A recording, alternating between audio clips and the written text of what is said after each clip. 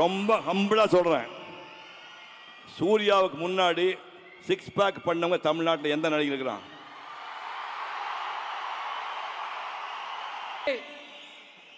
இதுக்கு முன்னாடி ரெட்ரோ திரைப்படத்தினுடைய ப்ரொடியூசரை பார்த்தோம். இப்போ ரெட்ரோ நாயகனின் ப்ரொடியூசரை பார்க்க போறோம். சிவகுமார் சார், நான் சொன்ன அவர் பிடிக்கல போட்டிருக்கு, நீங்க கொஞ்சம் டீச்சரா சொல்லிருக்கீங்க சார். இன்னைக்கு நிறைய பேர் இந்த மேடையில் அவங்களுடைய வாழ்க்கை கதை சொல்லும் பொழுது உங்களுடைய பேர் நிறைய இடத்துல இருந்துச்சு. பிகாஸ் அவங்களுடைய வாழ்க்கையை நீங்க உங்களுடைய சின்ன சின்ன விஷயங்கள் பண்ணி சின்ன சின்ன உதவிகள் செஞ்சு மாத்திருக்கீங்க. That is the kind of wonderful individual you are. Tamil சினிமானுடைய என்றும் என்றென்றும் மார்க்கண்டேயன். உங்களுடைய பலத்த கரகோஷங்களுடன் let's welcome Sivakumar sir on stage. வணக்கம் sir, thank you so much for being here. ஒரு 2 வார்த்தைகள் இந்த சந்தோஷமான தருணத்தில்.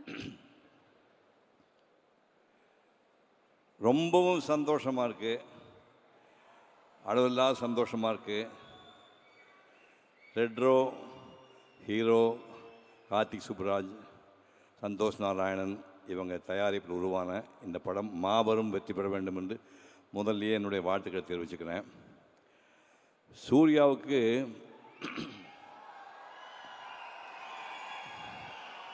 பதினேழு வயசு. சென்ட் பீட்ஸ் ஸ்கூலில் ஃபைனல் இயர் படிச்சுட்டு இருந்தார். இப்போ வீட்டுக்கு ஒரு ஜோதிடர் வந்தார், சொந்தக்காரர் தான், ஜோதிடர் வந்தார். 2 பசங்க ஜாதகத்தை கொடுங்க அப்படின்னாங்க. சூர்யா கார்த்தி ஜாதகத்தை கொடுத்தேன். பார்த்தாரு, பார்த்துட்டு இந்த பையன் கலைத்துறையில் பெரிய ஆள வருவான் அப்படின்னாரு. சூர்யாவா கார்த்தியா அப்படின்னேன். இல்லை சார், பெரிய தம்பி தான் அப்படின்னாரு. காலையிலேருந்து சாயங்காலம் வரைக்கும் 4 வார்த்தை தானே பேசுவான் அந்த பையன், அவன் கலைத்துறையில் வருவான்னு சொல்கிறீங்க. ஒருவேளை டைரக்டராக வருவானோ கார்த்தி சுப்ராஜ் மாதிரி, இல்லை கேமராமேனாக வருவானா? முகத்தை வச்சு பண்ணுற தொழில் அப்படின்னா நடிகராக வர போகிறானா? ஆமாம் சார். யோ நீ லூஸ் ஆயா அப்படின்னா. அது மட்டும் இல்லை சார், உங்களை விட நல்ல ஆக்டர்னு பேர் வாங்குவார். உங்களை விட நிறைய அவார்டெல்லாம் வாங்குவார். உங்களோட நிறைய சம்பாதிப்பான்னு சொன்னான். இந்த ஆள் ஏதோ மரம் கண்டு போச்சு போலக்கு, நீ போங்க சார்ன்ட்டேன். சூர்யா அதை பார்த்துட்டு இருந்துட்டு நான் நடிகனாக போகிறேன்னா ஐயோ ஐயோ, நடிகன் மகன் நடிகனானு தலையெழுத்து எனக்கு, அப்படியே எனக்கு ஆசையே இல்லைன்னு சொல்லி அதுக்கப்புறம் லயோலா காலேஜ் போய் பிகாம் முடித்தார். முடிச்சுட்டு பிஎன்டின்னு ஒரு கம்பெனியில் போய், பிஎன்டி கம்பெனியில் போய் எக்ஸ்போர்ட் கம்பெனியில் வந்து வேலை பார்த்துட்டு இருக்கிறார். வேலை பார்த்துட்டு இருக்கும்போது நாங்கள் வந்து மலேசியாவில் ஒரு கலை நிகழ்ச்சிக்கு போயிருந்தோம். தமிழ்நாட்டுக்கு எல்லா ஹீரோயினும் போயிருந்தோம். டைரக்டர் வசந்தும் என் கூட வந்தார். நிகழ்ச்சி முடிஞ்சு வரும்போது, நிகழ்ச்சி ஒரு நாள் முன்னாடியே வசந்த் மெட்ராஸ் போகணுன்னு ஆசைப்பட்டார். மெட்ராஸ் போகும்போது எங்கள் ஃபேமிலி டாக்டர் கூட வந்தவர், அவங்களும் அதே ஃப்ளைட்டில் மெட்ராஸ் வராங்க. சூர்யாவுக்கு ஃபோன் பண்ணி, நம்ம ஃபேமிலி டாக்டர் வராருப்பா, நீ ஏர்போர்ட்டு போய் ரிசீவ் பண்ணி வீட்டில் ட்ராப் பண்ணு சொன்னேன். சூர்யா வந்து ஏர்போர்ட்டுக்கு போயிருக்காரு. டைரக்டர் வசந்த் அதே ஃப்ளைட்டில் வராரு. சூர்யா பார்த்தாரு, இந்த பையன் யாருங்க அப்படின்னு முதல்ல பார்க்குறாரு. இந்த பையன் யாருங்கன்னாருங்க. சிவகுமாரோட சன்னுண்ணா. சரின்னு போயிட்டார். 2 நாள் கழித்து எனக்கு ஃபோன் பண்ணார். சார், உங்கள் பையனுக்கு சினிமாவில் நடிக்க ஆசை இருக்கா சார் அப்படின்னாரு. சத்தியமாக ஆசை கிடையாது, சுத்தமாக ஆசை கிடையாது. அதனால ஒரு டெக்ஸ்டைல் கம்பெனியில் வந்து வேலை பார்த்துட்டு இருக்கிறாருண்ணா. நான் பேசி பார்க்கட்டுமா சார்னாரு. பேசி என்ன பிரயோஜனம், கண்டிப்பாக நடிக்க மாட்டான் அப்படின்னா. இல்லை சார், நான் நேரில் பேசி பார்க்கணும். ஒரு நாள் காலையில் 7 மணிக்கு அவர் கம்பெனி கிளம்புக்கு முன்னாடி வந்தார்.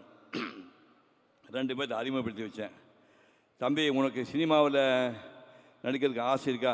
ஐயோ பயமாக இருக்கு சார். என்ன ஏன் பயம்? 25 வருஷமாக உங்கள் அப்பா சினிமா நடிச்சிட்டு இருக்கிறாரு, அவர் உங்கள் வீட்டிலே இருக்காரு, அவர் பார்த்து பயப்படுங்க நீ? இல்லைங்க, எனக்கு சினிமா பற்றி ஒன்றும் தெரியாது, எங்களுக்கு எதுவுமே தெரியாத பையன்தான் வேணும் அப்படின்னு விட்டாங்க. 3 நாள் யோசனை பண்ணார்.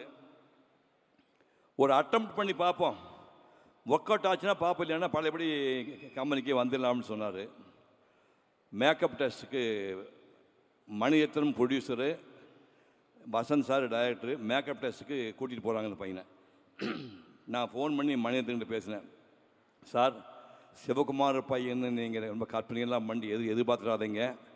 சினிமா பற்றி எதுவுமே அவனுக்கு தெரியாது.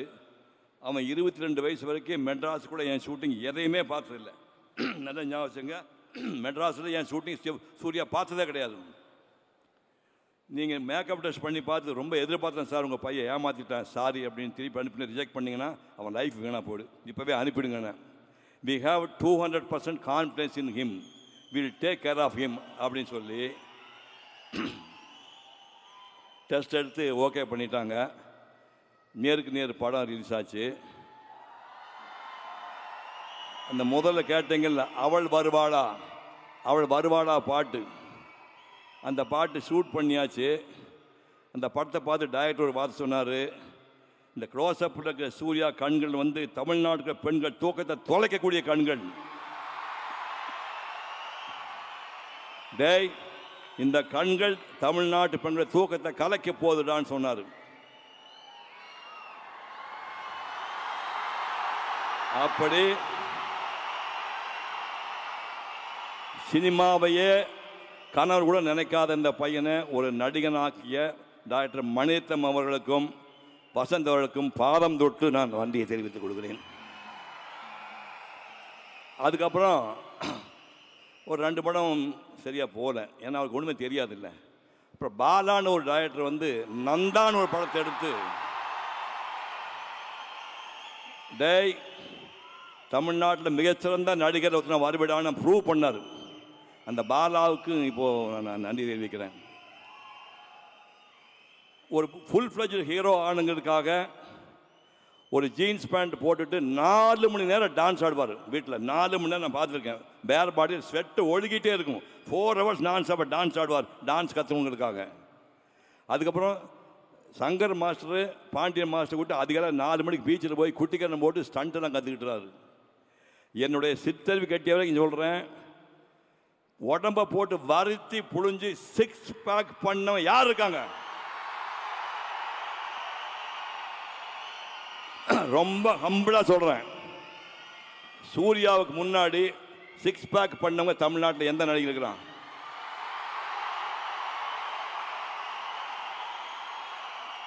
இல்லை, அதுக்கு அப்புறம் யாரா பண்ணியிருக்காங்களா? கார்த்தி பண்ணியிருக்கானா? சார் 6 பேக்னு ஒன்று இருக்கின்றதே எனக்கு அவரை பார்த்து தான் சார் தெரியும். பட் அந்த மாதிரி உடம்பை போட்டு வளர்த்துறது தப்புன்னு அதுக்கப்புறம் இவர் எச்சரிக்கை பண்ணார். இந்த மாதிரியெல்லாம் பண்ணி இப்போ 28 வருஷம் ஆகுது. இவர் ஒரு மகத்தான் நடிகனாக உருவாக்கி அத்தனை டைரக்டர்களுக்கும், கார்த்தி சுப்ராஜ் உட்பட அத்தனை தயாரிப்பாளர்களுக்கும் மனப்பூர்வமான நன்றியை தெரிவிக்கின்றேன். இந்த ரெட் ரோஸ் படம் மாபெரும் வெற்றி பெற உங்கள் பேராதரவு வேண்டும் என்று கேட்டு விடைபெறுகின்றேன். நன்றி, வணக்கம். Thank you sir. அப்படியே நீங்க கொஞ்சம் நிக்கணும் அங்க, பிகாஸ் கார்த்திக் சுப்பராஜ் அவர்களுடைய அப்பாக்கும் இந்த ரெட்ரோ படம் ரொம்பவே ஸ்பெஷல். கஜராஜ் சார், உங்களை அன்புடன் மேடைக்கு அழைக்கின்றோம். உங்க வீட்டில் ஒரு நடிகர் இருக்காரா? வாயா. ஒரு படம் இல்ல சார், இது அவருடைய 100வது படம். ரெட்ரோ அப்படிங்கிறது கஜராஜ் சார்னுடைய 100வது படம். இது என்ன ஆச்சரியமா இருக்குன்னா, என்ன ஆச்சரியம்னா, இவர் 100 படத்தில் நடிச்சாங்க எனக்கு சுத்தமாகவே தெரியாது. நான் 20 வருஷமா சினிமாவே பார்க்கல. எனக்கு தெரியாம இந்த அம்மா நடிச்சிருக்கிறாரு. 100 படமாக ஆயிடுச்சுன்னா ஷாக்கிங்கா இருக்குயா. செஞ்சுரி போட்டுருக்காரு சார். 100 படங்களை நடிச்சதுக்காகவும் இப்படி அற்புதமான ஒரு மகனை பெற்று இயக்குனராகிறதுக்காகவும் உங்களுக்கு மனப்பூர்வமான வாழ்த்துக்களை தெரிவித்து இந்த பரிசு கொடுக்கின்றேன். சார்னுடைய 100வது படம், அதுவும் உங்களுடைய மகனுடைய படம் அப்படிங்கிறது இன்னும் ஸ்பெஷலான ஒரு மூமெண்ட். எங்களுடைய மனமார்ந்த வாழ்த்துக்கள் சார் உங்களுக்கு. அனைவருக்கும் வணக்கம். சினிமாவின் லெஜண்ட்ஸ் இங்கே இருக்காங்க, சிவகுமார் சாரும் நாசர் சாருக்கும். அவங்களுக்கு முன்னாடி நான் என்ன பேசுகிறேன்னு எனக்கு தெரியல. எனக்கு இந்த மேடையில் இதான் ஃபஸ்ட்டு டைம் எவ்வளோ பெரிய மேடையில் நான் நிற்கிறது. அதற்கு என்னை பெற்ற இறைவனாகிய எங்கள் அம்மா அப்பாவிற்கு நன்றி தெரிவிச்சுக்கிறேன். அவங்க தான் எனக்கு முதல் கடவுள். எங்கள் அம்மா அப்பா தான் எனக்கு முதல் கடவுள். அவங்களுக்கு நன்றியை தெரிவிச்சுக்கிறேன். அடுத்து நான் இந்த 100 படம் நடிக்கிறதுக்கு எனக்கு முதல் படத்தில் வாய்ப்பு கொடுத்த என் மகன் கார்த்திக் சுப்பராஜுக்கு நன்றி தெரிவிக்கிறேன். முதல் படம் பீஸா, 100வது படம் ரெட்ரோ.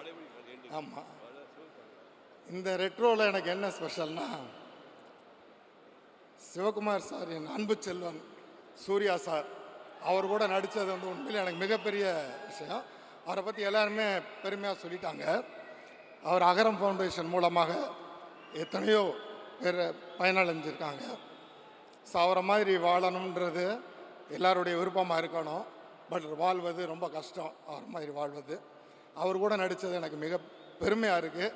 அவருக்கு வாய்ப்பு கொடுத்த கார்த்திக் சுப்பராஜ் என் பையனுக்கு மீண்டும் ஒரு முறை நன்றி தெரிவிச்சுக்கிறேன். அவர் வந்து எல்லாரையுமே கேர் எடுத்துக்குவார் சூர்யா சார். ஒரு சின்ன விஷயம் சொல்கிறேன். ஷூட்டிங் அப்போ ஒரு போட் சீனு, அந்த போட் சீனில் வந்து ஜோஜி ஜார்ஜ் அவர் உட்கார்ந்துருக்காரு. காற்றடிக்குது, அந்த அந்தமான் ஐலண்டில் காற்றடிக்குது. அந்த போட் அப்படியே நகழும் போது எல்லோரும் பார்த்துக்கிட்டு இருக்கோம். சூர்யா சார் ஓடி போய் அந்த கைத்தை பிடிச்சி இழுக்கிறாரு. அது உண்மையிலே அன்றைக்கி நான் பார்க்கும் பொழுது அவர் எவ்வளோ தூரம் அவர் கோ ஆர்டிஸ்ட்கிட்ட அவங்களுடைய கேர் எடுத்துக்கிறாருன்றதை அன்றைக்கி நான் பார்த்தேன் நான். ஸோ அவருக்கு மிகப்பெரிய நன்றி. அவர் கூட நடித்ததுக்கு நான் மிக பெருமை அடைகிறேன். நன்றி. இந்த படம் மிகப்பெரிய வெற்றி அடைய மீண்டும் ஒரு முறை என்னை படைத்த இறைவனாகிய எங்கள் அம்பாவிடம் வேண்டிக் கொள்கிறேன்.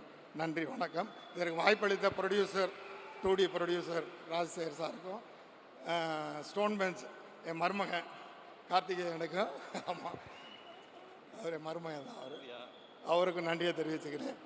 நன்றி, வணக்கம். Thank you sir, thank you so much.